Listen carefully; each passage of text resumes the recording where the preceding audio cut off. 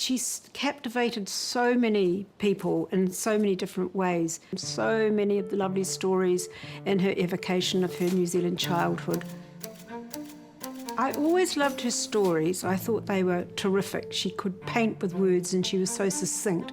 But it's when I started to really read about her life and how bold and reckless and experimental, and I just found her life so interesting, and the fact that she could just go on and on reinventing herself.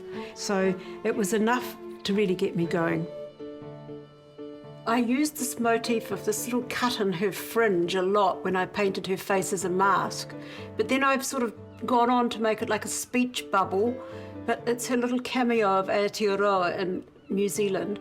But I was very entertained by this extremely patronising little quote, the little colonial walking in the London garden patch. I thought it was so funny and patronising, so that was the motivation for this painting. I always loved this particular photo of her here with a little break in her fringe, and I used that to sort of become part of my imagery. I used it over and over, her face and then that sort of mask that came out of it.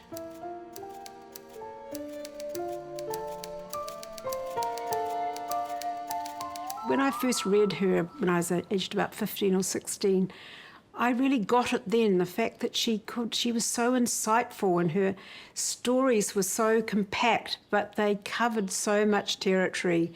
She could just navigate such small dynamics with family and so much nuance. I think it still absolutely holds. There are very few people that outshine her. It's timeless. It's timelessly beautiful writing. And these little assemblages of things, references to her writing.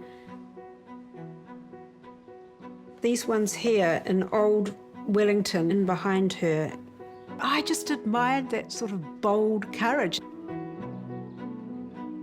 Her face was quite fascinating. It was quite sort of passive, but there's some sort of expressive quality that I was sort of interested in trying to capture. But it's always got to be filtered. You always have to filter it through your imagination. When I paint her, it's thinking about that duality of her personality, those strange little splits, and it's what seemed to come out in these portraits again and again. She was 100 years ahead of her time.